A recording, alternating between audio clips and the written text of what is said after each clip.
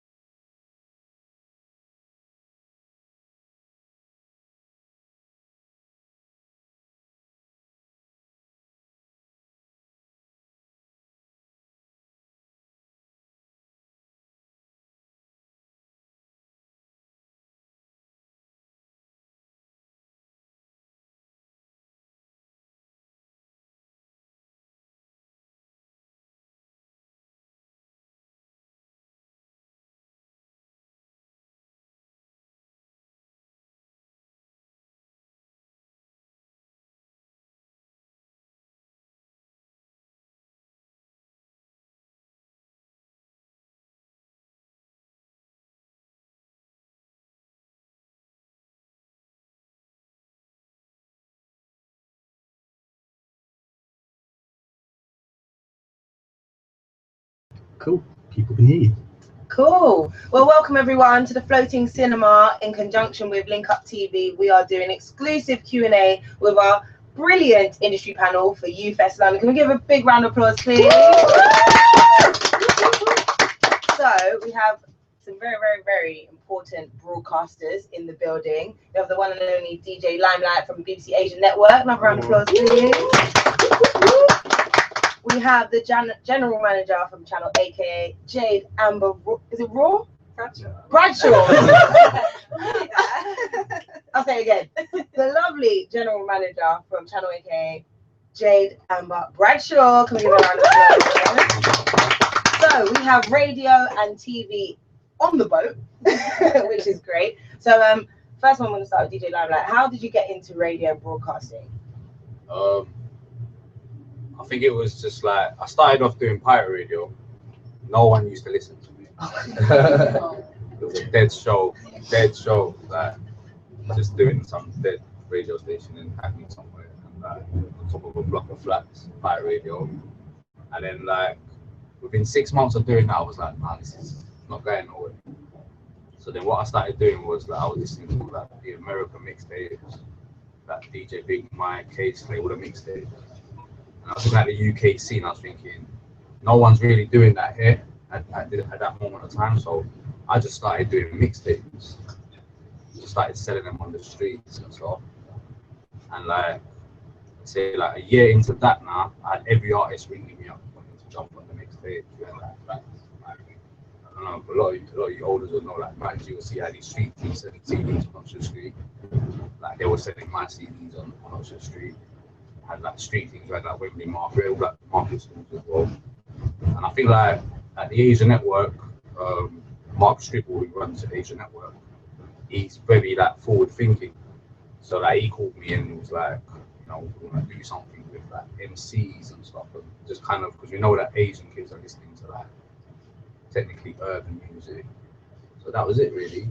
And obviously I just started grinding at the BBC, to be fair, like just bringing in MCs that to some extent was strange, because I felt like other shows on other platforms and other stations on One Extra and Radio 1 at that point couldn't even bring in certain artists that I could, because I was doing that mixtape thing, and that just helps. Like, so yeah, it was cool, man.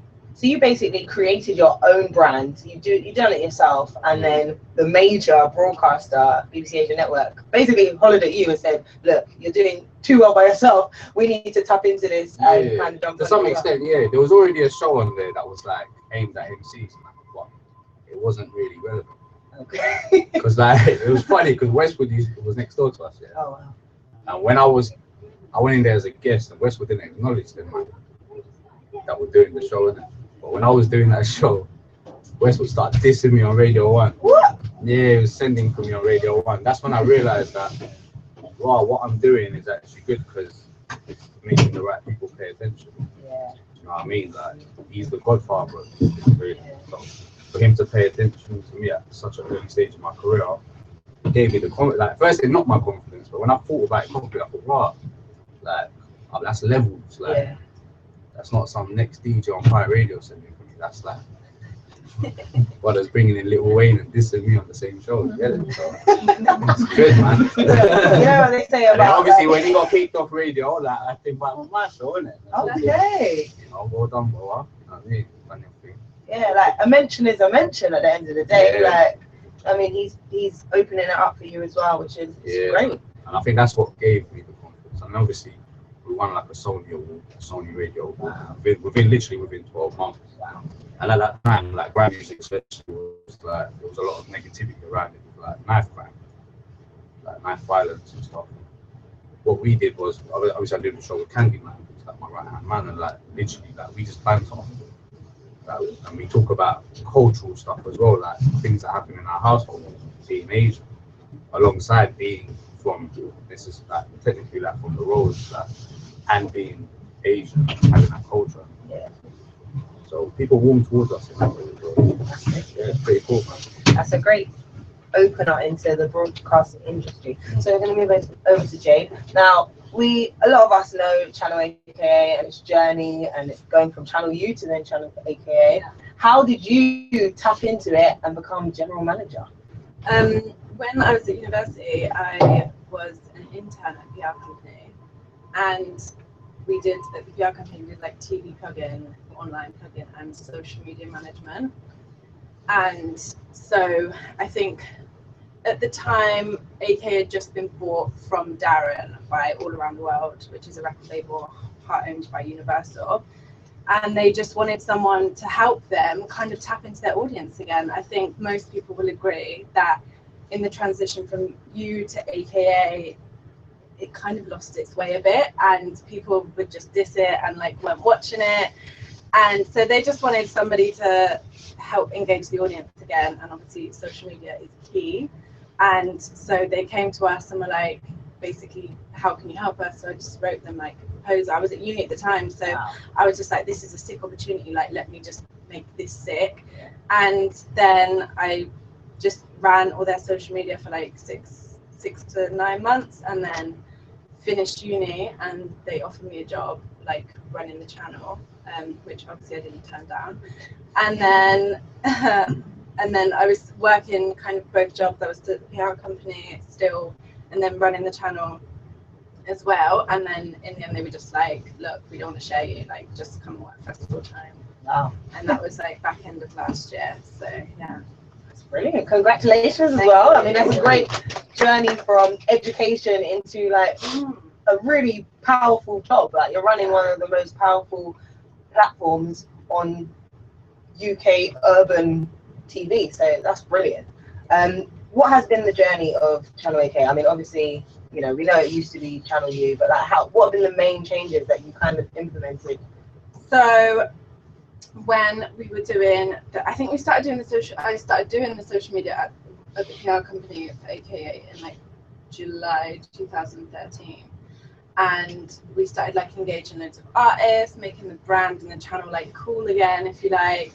And then they were thinking about, because it's part of All Around the World is a label part owned by Universal, but they have like 4 channels. We've now got 5, but there was 4 at the time, and they were doing like rebrands of the other channels, and they were like, we want to rebrand AKA, like can you like consult on it? And I was like, yeah, 100%, like I want to make it like amazing as well. Like I grew up in like Swindon, and the only thing I could watch or listen to was Channel U. So like for me, I was like, this has to be sick again. Like it was so lost and in such a bad place. So I was like, with the rebrand, like we can just do like loads of cool stuff, like let's just get it popping. And then we did a rebrand in like April 2014, and then I think that was like the main thing that like switched it up. Like that was the key thing, and just all the support from the artists as well.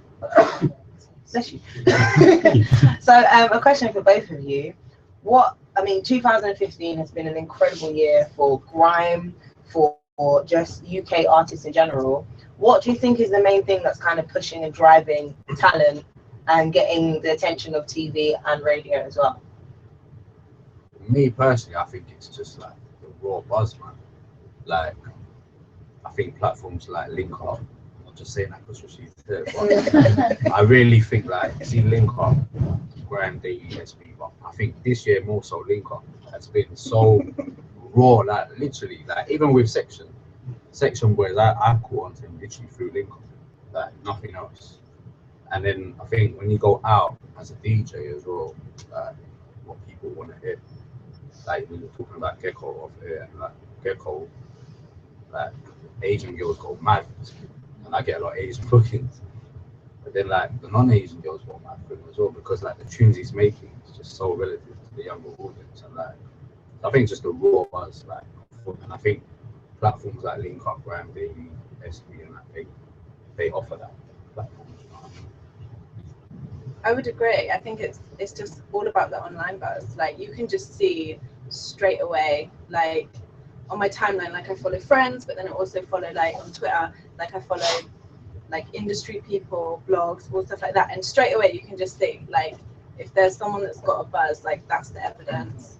And you just kind of like from a broadcast perspective, like someone like Gecko, for example, like so he's on the Into remix, and that's the first time he's been on AKA. Really? And like I've been like trying to get at him all the time, like send me some stuff, and I don't know if it's like management or disorganization or what, but we've not had anything as of yet, but we're going to get some more soon. But that's the first thing we've had from Gecko, and straight away, whenever the video plays, I get like 10 tweets every time the video's on. Like, oh my god, Gecko, oh my god, Gecko.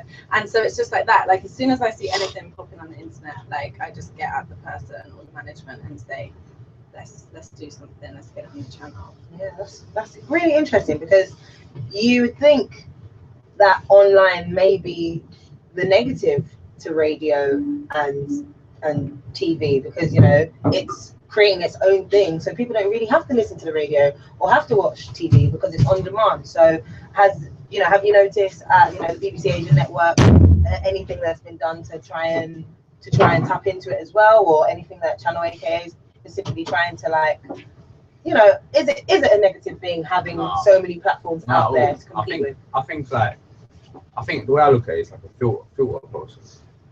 So like, I've always had the mentality that if there's a road buzz, how do you translate that onto something like the BBC, which is obviously national radio, right?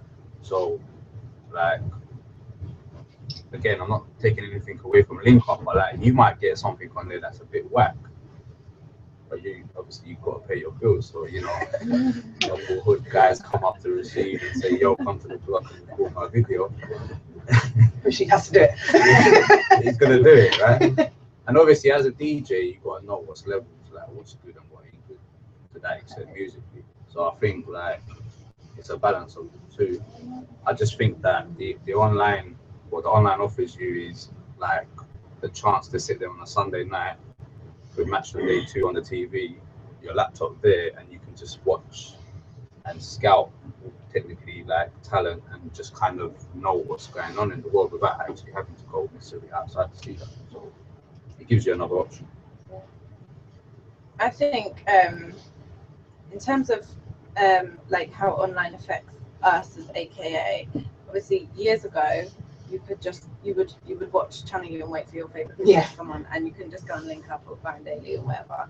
So we understand that, and we've kind of tried to embrace it. I think Rashid was like the first person, pick up Rashid, that we started bringing his content onto the TV, and we started bringing GRM's content onto the TV. We started bringing SB's content onto the TV, and just trying to make it like just like bring it all together, like create unity. So like if people, they do want to see these freestyles, yeah, they can see them online, or if they want to see a hood video, yeah, they can see it online, but they can also watch it on TV. And that obviously sets us apart from the other channels as well. So yeah. Do you have any questions in the room? I have loads, so I can keep going. Shall I keep going? Yeah. Okay. My next question is about online as well. It's good that it's a filter and you can kind of fish out what's good and what's not. But also, I've noticed a lot of artists are doing things by themselves. A lot of them want to have 1 million views on YouTube. They don't want to go to TV because sometimes they feel like people can't see that it's actually happening. So they might shy away. I mean, I've had people say they don't want to do interviews because they don't really want to do it on someone else's platform. They want to do it for themselves. So do you think artists being so independent now is affecting the relationship you have with them on radio or on TV or anything like that? I haven't experienced that at all, if I'm honest. If anything, like the opposite. Like we've been like, obviously a lot of people, they want to like premiere the video on their own channel, or they might do it on Link Up or whatever on Vivo. But now a lot of people come to us and they want to have it on the TV first. Okay. And then they'll go ahead and put it on their own platform or on that platform. But I've not really experienced them being like reluctant to get involved. Like they want to be on TV. So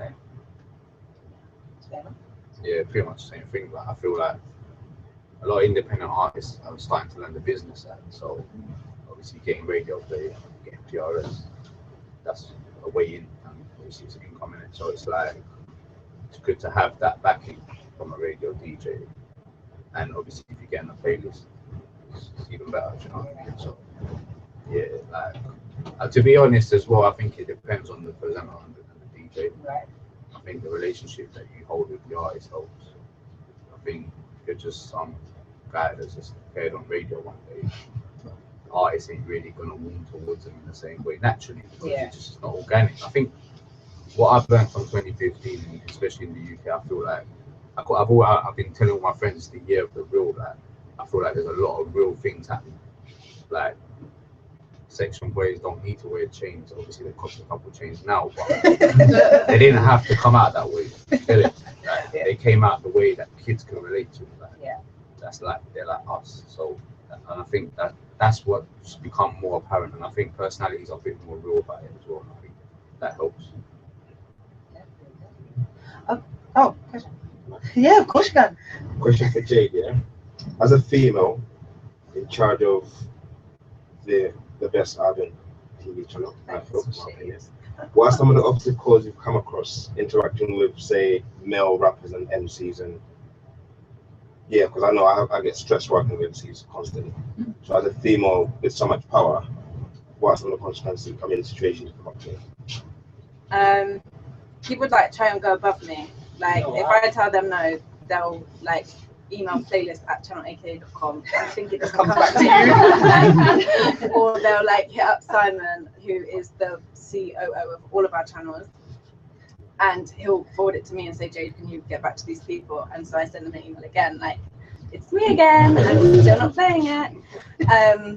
But yeah, mainly that. Like, I feel like some people maybe feel a certain type of way, like, well, why do you get to choose if you're going to play the video or not? And then they think they can go above me. That's the main thing. Like, it's a little bit jarring, but no big obstacles, no complaints really. And how do you decide what goes on the playlist or not? Because it's different. Because we're online, so literally we can take more chances.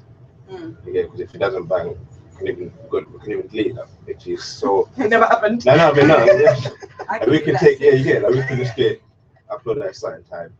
If it's not really doing what it's doing, cool, good night. You know what I mean? But how do you decide what goes on the playlist? So we have a playlist meeting once a week for our entire network of TV channels. So we've got like a dance channel, 2 pop channels, and a chilled channel. So people submit videos through Fast Tracks, and some people submit them straight to me. And basically, I go on my own taste, if I'm honest. Like, if I like it, I'll play it, basically. It's just kind of as simple as that. And obviously, if something's popping on the radio, then we pick up on that. If something's popping online, we pick up on that. But generally, like, I might see something might come online tonight, and it might just be a stick video, and then I'll just email them and say, can we get it for the channel? Like, it's really relaxed, kind of flexible. Yeah. What about you, Lam? Like, well, what's the process? I mean, Rashid gets it all the time, so you must get a lot of MCs. Like, why haven't you played my track? Yeah, but obviously on my show, for example, we've got like a production team. Okay. So I'll just say, look, Send it to them. them ain't feeling it. But in reality, obviously, everyone. I've got 100% control over my playlist. So whatever I do, like whatever I want to do, I can do it, as long as it's like not like conflict of interest with, like, if I'm not benefiting from it. Like, so like if I just literally hear a tune that I like, or for me, I think being a DJ helps a lot, because like if I'm out and people are requesting a tune, I know this tune will bang in the club. Or I get a lot of shisha lounge bookings in the agency, so it's like shisha lounges with like hundreds of Asians, and obviously none of Asians as well, but they're just sitting there smoking their shisha and vibing to the mix. And if they want a specific tune, I just know that tune will bang. You know what I mean? That's it, really. Do you ever have pressure to kind of, obviously you'll have like ratings and stuff from radio and like ratings and stuff for TV. Do you ever have pressure to like really always get high ratings and higher like radar and stuff like that? And does that affect whether you want to keep it really true and authentic and quite niche, or does it mean you have to like open it up wider? I think like on the station that I'm on in particular, like I feel like we're the only show that actually does what we do. So we're the only show that really does like. We're the only show that would have like a guy called Zach Knight, who's like probably the biggest British Asian artist this year, who's like killing it right now. we're the only show that have his tune playing back to back with a Stormzy record, back to back with a Drake record, then a classic banger record, and it fits. So in that sense, I don't feel like we have much pressure in that sense. I just feel like we're in a space that fits, and I feel like for the Asian network, they need a show like that. We can't tick that box. With TV, it's we're measured by barb, so there's like 3,000 people in the UK that have barb boxes. It just looks like a skybox, and they key in what they're watching like 24/7. So there's definitely pressure to satisfy them 3,000 barb boxes in the UK. But at the same time, it's difficult. It's frustrating because I feel like I have brand to protect as well. So if I just succumb to the pressure of what do the barb viewers want, then I would play Nicki Minaj or Beyonce all day, which I'm absolutely never gonna do. Like, so now we're in a really, really good place where we're filming a lot of our own content. We've got loads of presented shows from like JME, Bizzle, Wretch, Fuse, Krypton Conan, and the ratings for them are incredible, and that makes me so happy. Like, my boss is like, look, the UK stuff is like killing it. But there has been times where I have to kind of edge towards, we try and keep it 50-50 UK US, but a lot of the times in the past I've had to, because of the pressure, I've had to like play more US because we're competing with Bass, Flavor, and, well, not really Flavor, but Bass and Kiss, who are very commercial and very US in what they play. But they're seeing what we're doing now, and now Kiss has got like UK hype and all this stuff, like, so they see the UK stuff's working. So there is pressure, but it's on my side at the moment, so I'm happy. It's fine.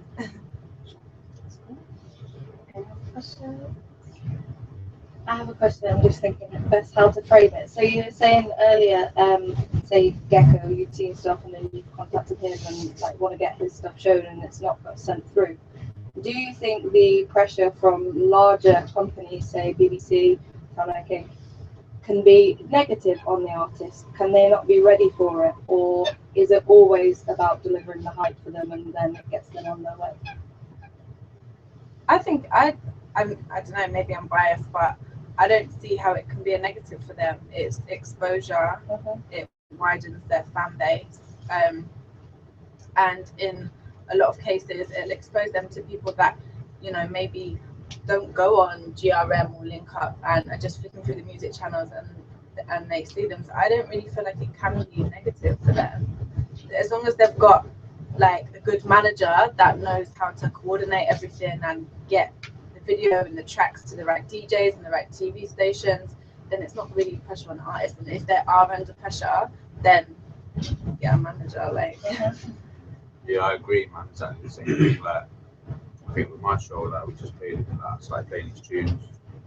Obviously, sees like the tunes getting played, getting loads of tweets coming in, like literally like 30, 40 retweets within like 5-10 minutes. And it's a good thing for him, and it's a good thing for us as well, because that's what we're there to do. That's technically our job. I can't see any negative. Yeah, I think I meant more like the stage before, say they have the production team. Like, do you find artists that you really want to play, you really want to work with, but they just don't have those beginning stages in place? I don't think so. I think that's like partly our job as well, because like I've championed artists mad early in their careers, and like sometimes you have to talk to them as well, like off it. Like in the midweek, you've got to take their phone call and talk to them and kind of give them an understanding of what you know that they might not know. So I feel like if you're passionate about the scene and how it works, then like you will take the time out to do that. I'm sure Rashid's done that over the years with Link Up, and just helping the artist as much as he can as well if he believes in it. So, No, go on. oh, well, I was just going to say that leads us to a very good question. What are the key tips for artists on getting their music played on the radio and their music videos on TV? Copy on.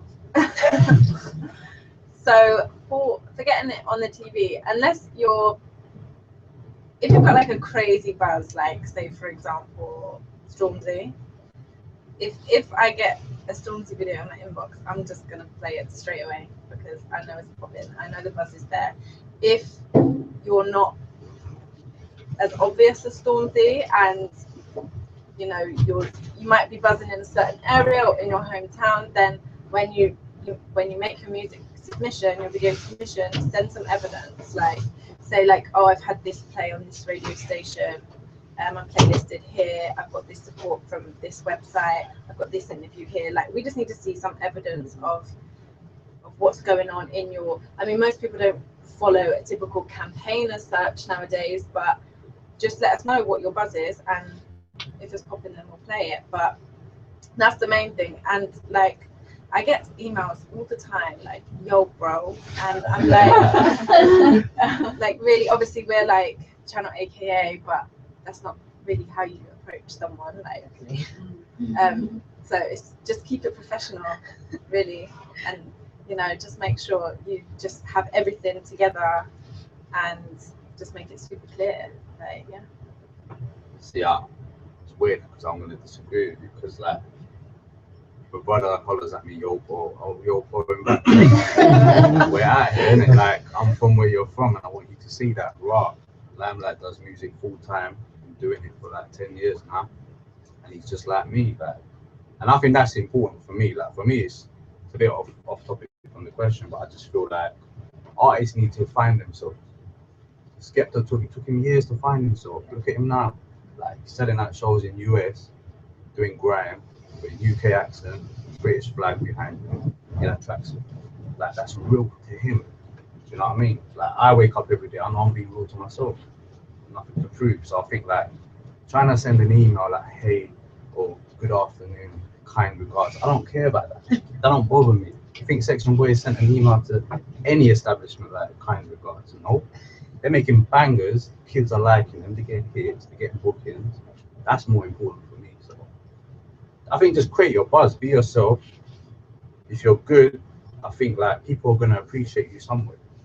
And I think I do agree, like if it's not obvious to myself, make it obvious to me. If you are hitting me up, show me the links. Like, yo, I just shut down this booking last week, it got filmed, check it out. Then I can see that like there's a kid from Welcome So Big Tobes that I've seen. That I've been watching him for the last couple of years. He probably doesn't even know that, but now I'm seeing like stuff's working for him. Now I want to get him up on my show early. I want to get him up on there, like, and show him that, yeah, look, recognizing it. Yeah. Feel like he's being himself.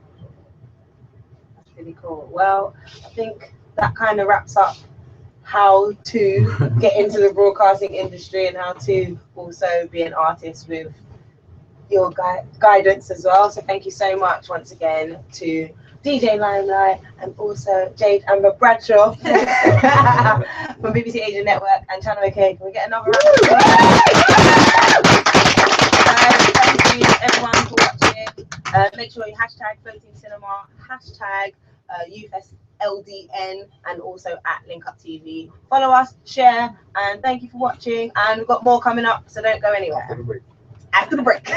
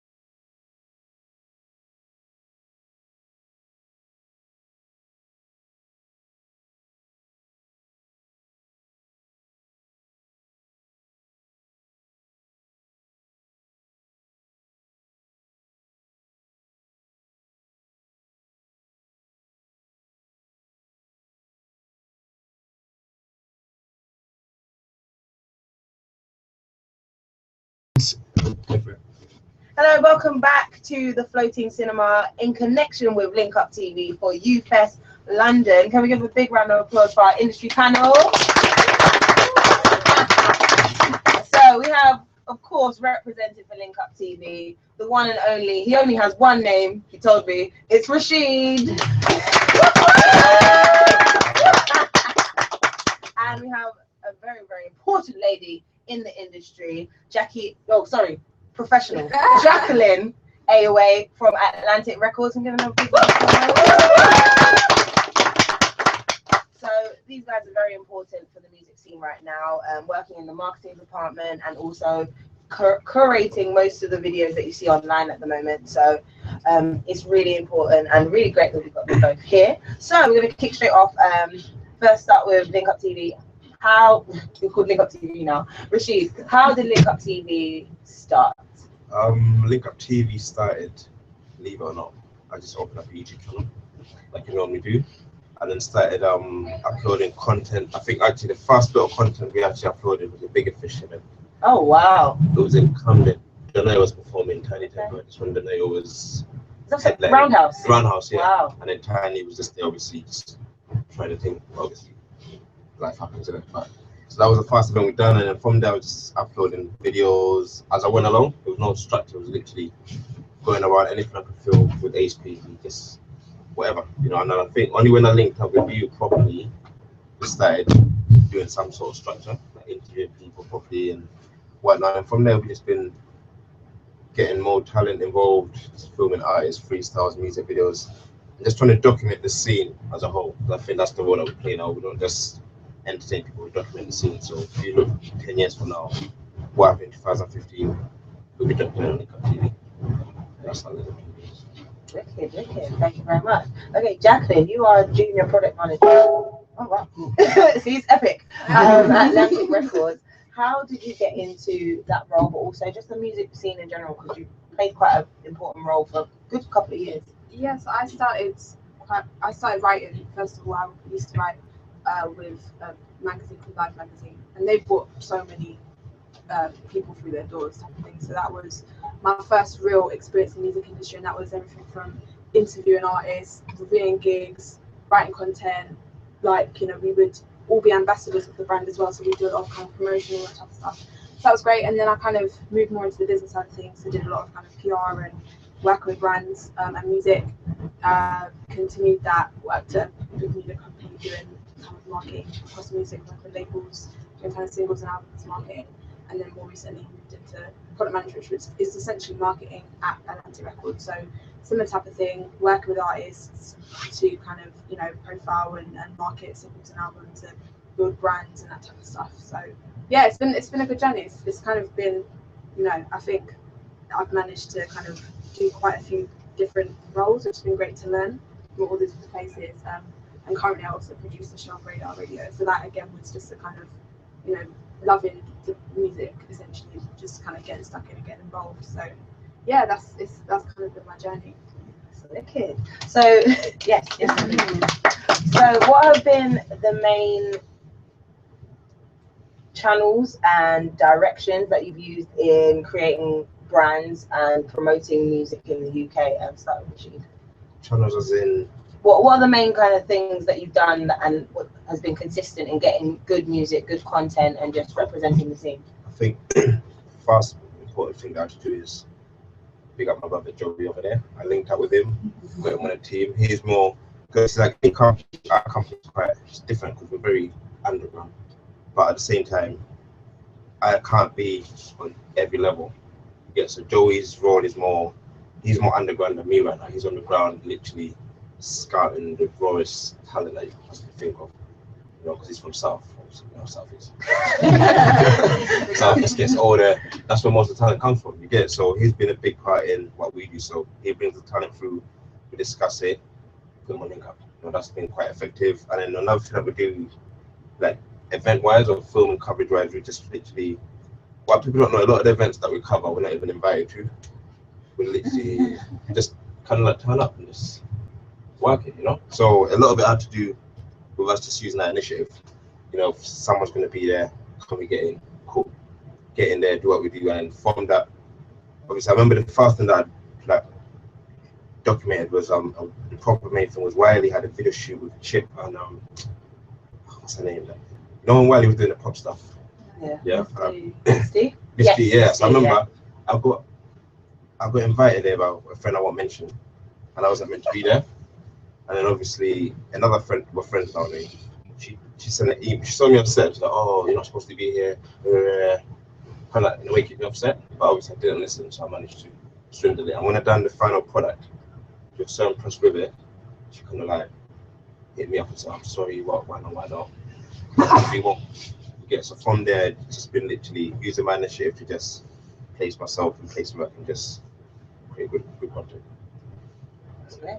And in terms of in a major label, making sure that music gets out there and that you're working with the right artists and kind of just getting it out there properly. What are the main things and things that you've learned and that could also pass on to artists and getting yourselves out there? I think for any artists that want to be signed, like I think, like I don't come from a major label background, so I come from a very underground background. That's what I'm very used to. And I think for artists that do want to sign and want to get noticed by majors, it is literally all about creating your own buzz and really being really clear on what your position is as an artist. Because once you get to a major, if you're not too sure or you don't, have it real clear, your vision in mind, there will be people that get involved and there will be things that guide you into certain directions, because ultimately record labels are there to sell records.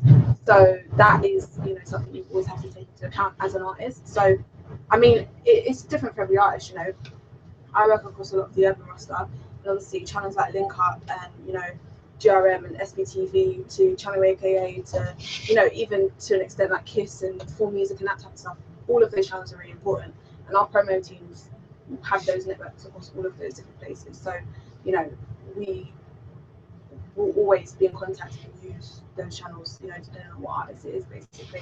But I think in terms of a major label, it's as an artist, if you're trying to get noticed or anything like that. Sorry, I'm not sure if that's the question, but I think it's important just to know what you want to do as an artist as well. Like, do you want to be a mainstream artist? Because being a mainstream artist is, the channels are different, and the market is different, the audience is different. So you have to just look at what you really want to do, and who you want to be seen by, and who you want to consume music as well.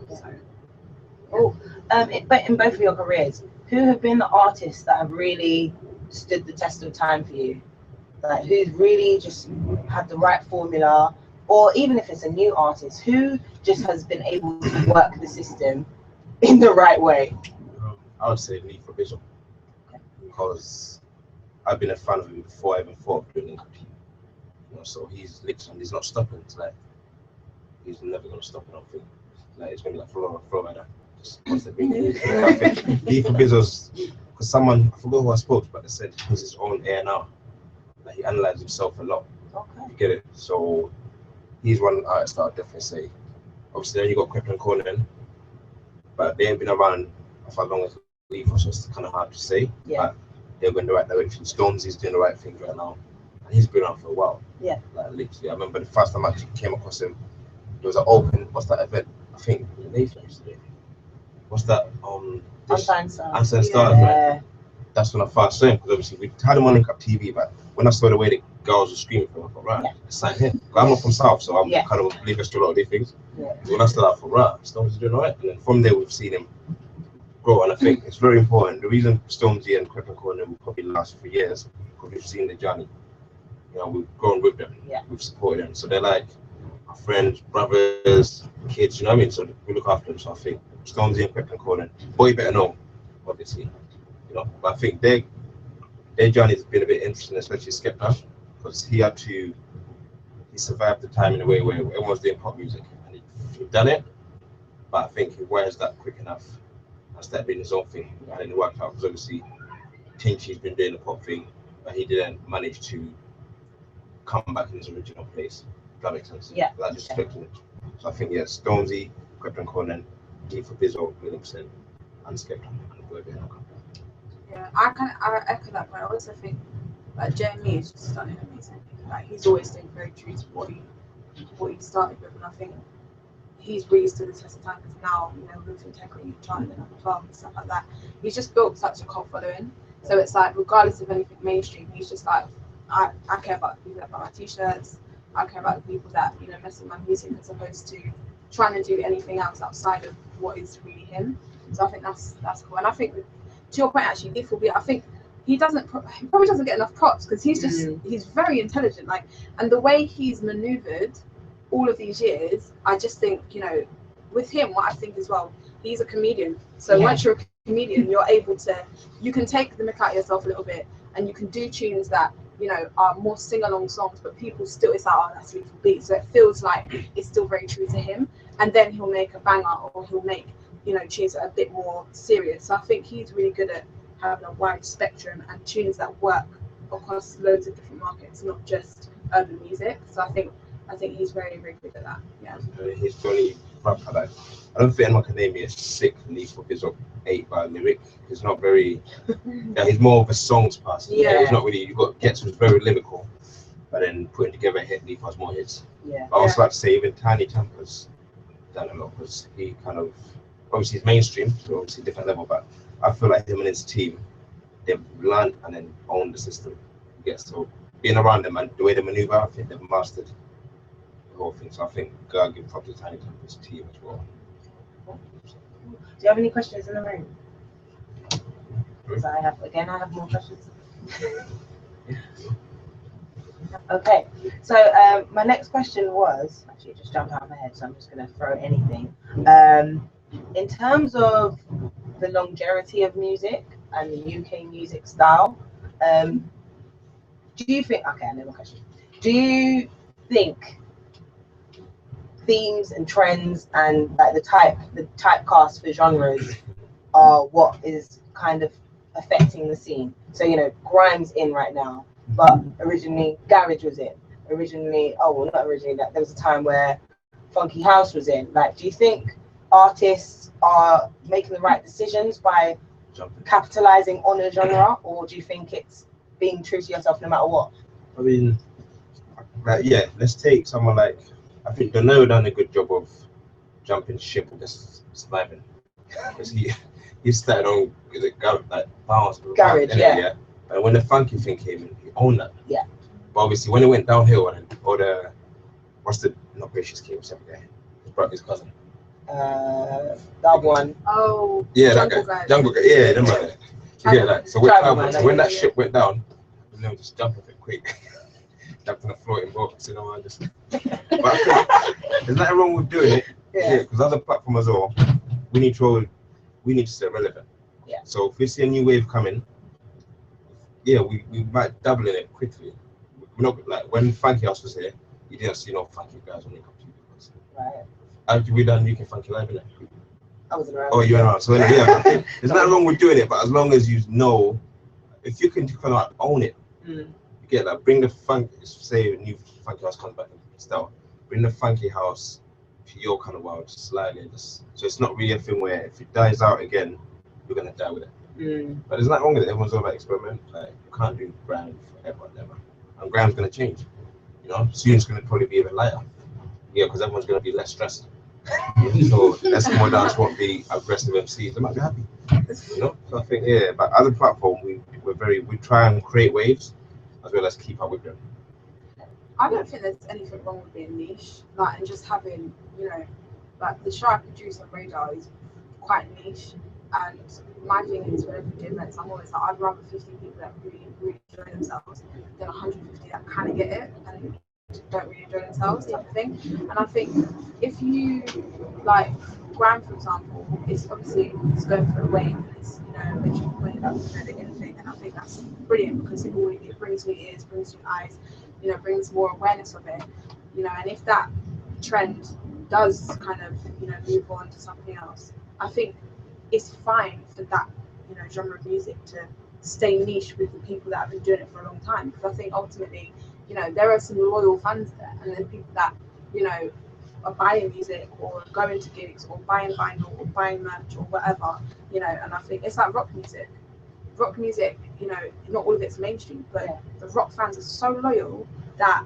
they don't care whether, you know, whatever mainstream channel plays them on. They don't, because it's not for them. Yeah. You know, they'll stick to their 4 main channels, Kerrang, whoever, and just stay in that space. But there's such a loyal following, so I think you can do it, and you can jump from genre to genre.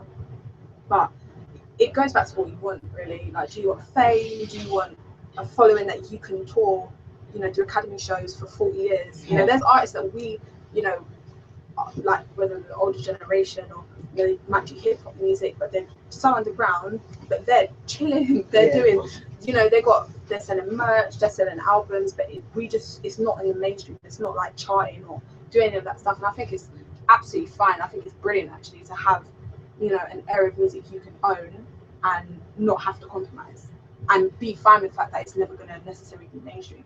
So, and then, you know, as you said, you can do it the other way where you kind of maneuver and you are able to pick up different things. You know, I think Tiny's done that well in the sense of, like, you know, where he came from to where he is now, and you know, being able to make music that transcends across loads of people, which is brilliant.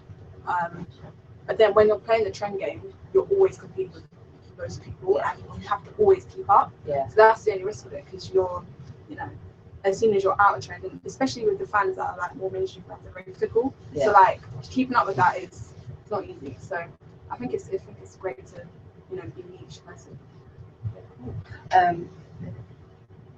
Okay, another kind of ultimatum question: is there anyone that's had a very, very impactful moment, song, anything like that you feel like has really affected the UK scene? Positive or negative? Anyone that's, you know, crashed and killed it, or made us rise? I was gonna say, I think Shutdown's been a bit of a moment. Okay. I think That's Not Me was a moment, because it was like, it felt like this was It set it up. it set up. And I think Shutdown has been a real moment, because the way it's just like, it's gone in so many different places, and it's one of those tunes that, like, you know, it's big enough for people that weren't necessarily Gram fans before, or like didn't know this, like US or whoever didn't know about Gram, as well as Gram fans. Do you know what I mean? Or like the core people that have always loved urban music. So I think that's been a big moment, and it's kind of reignited a lot of, you know, hope and excitement in UK music, especially the underground type of things. I think that's That Shutdown 1,000,000%. It's got that. It's like a movement. Skepta's got this whole kind of rebellious thing going on. I'm on his Instagram, everything seems so rebellious. Kids that go to the shows, F the police and all that. Oh, cool. You know, so he's got that. Who else? I mean, you got Section Boys. You know, like they done. The reason I gotta rate them, they've set a lot. They're trend setting. That I don't think people even realize it. Like even the way people speak now. Like off Dew Road. All these little slang trapping, like all these little slang that people don't realize. I don't know what that means, but it's in my head. So I think they've had something important as well. They've done something very important. Like that's more amongst the younger generation. Okay. So then who else? I think that's Storms, obviously. But but mainly Shutdown and Section Boys as a movement. I think. So how important is it to appeal to, I mean, who, especially in a corporate world, who are the labels looking at for influence in terms of the audience? Do they listen to the young people, or is it, I mean, who's actually buying the music at the moment? Like, how do they kind of gauge it? It's interesting. Like, I'm not an A&R, but who is responsible for kind of finding and signing talent. But I think, you know, especially Atlanta, we all speak about who we're listening to, we speak about, you know, what's going on and stuff. And I think kids really think that was cool. Like, that's kind of what it comes down to. I think if you're able to build a buzz, especially in urban music, because it is a young genre. It's a genre that, you know, the listeners are young, you know, the event goers are younger and stuff like that. So I think, you know, you have to listen to what the kids are listening to. Then the thing is, when it comes to the buying of the music now, you know, I think there is always a disparity between a genre that has a lot of young listeners and, you know, sales, basically, because old people buy, you know, have more disposable income to do that, depending on how young you're talking, really. But I think it depends on what you're looking for. You know, some A&R are specific to urban music, you know, some are looking for bands and indie people and stuff like that. So I think you just have, you know, from a major label perspective, just being very aware of what's going on and also what can translate. Because if you're like Excel, for example, you would sign like, they just like Zombie or like, you know, Novelist or whoever, like that are quite, as I said, niche, like, or FK Twigs. Yeah. FK Twigs, amazing live, brilliant. She sells out all her shows, but she doesn't sell albums. Oh wow. But she is fine with that because her thing is about really portraying the art. So they will sign someone like her because they really care about nurturing that piece of, you know, that genre and that movement. Yeah. Whereas a major label, they're a lot more about selling records. So if you're gonna, you know, be signed to one, you're, you know, the audience is always trying to grow. You're always trying to grow your audience to reach that mass market of people, like, you know, with Ed Sheeran and that Wembley, for example. So that, I think, you know, it's important, you know, from what I think young people make things cool, but you have to know how to expand the audience as well and approach it along. Huge as well. So in terms of your, I mean, on an online platform, reaching your audience and who's going to buy into it, because obviously you want to work with artists that are actually going to be profitable and that can be beneficial for you. So how do you gauge attracting and working with the right artists in terms of appealing to your audience? I mean, the Link Up TV audience, who are they? Quite young. I think girls have got no older than 17. I'm just going off the data that YouTube gives us. But our audience is super young. Like, and I test it out because I always tell people where the people's channel, I'm like some other competition. Like, that's why when we go to events, I pull out Link Up TV, might go in the audience. We done that thing up called Jacklash. You know what I mean? So when the Link Up mic comes, our presence is felt, you know, and that's especially amongst the kids. But that's why, but how I gauge if something's doing great, normally, for instance, into, I've got a lot of nieces and young people that I just know, like, yeah, of what I do. So, for instance, once I was chilling with one girl that I used to see. Anyway, yeah, so see, in the car, whatever, and she plays intro. So I'm like, yeah, I like this song. I'm thinking, oh, okay, it's arrived. You know what I mean? So that's how I gauge certain things, isn't it? Even sometimes, like once I was walking the woods, then I see a kid playing Grizzy, and I know he's from Northwest, they're from South. So it's like, rah, they've arrived. Yeah. He gets like, I call that Joey, yo, Grizzy.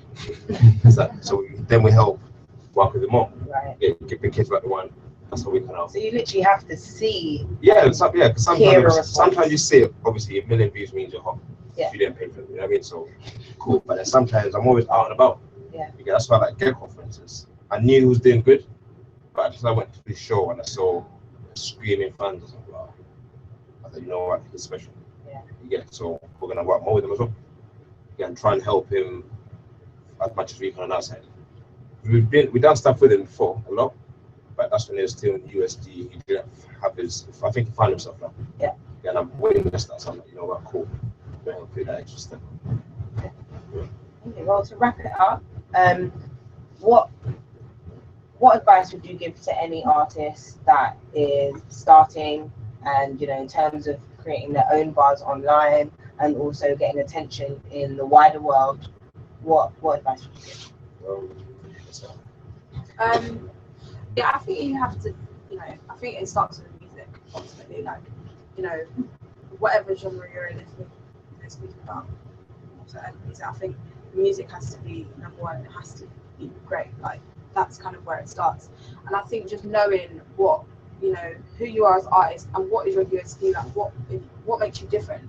You know, we don't need another Stormzy. We have Stormzy. That's him. Do you know what I mean? We don't need another JME. We have that. We don't need another Liddish or whoever. We have that. So it's like, what makes you different as an artist, and how are you gonna really cultivate your audience? Because, you know, I think especially with the online world, it's great because you can see so much, but then there is so much of it. So it's like, how do you, you know, shining outside of everyone is difficult because there's just so much competition.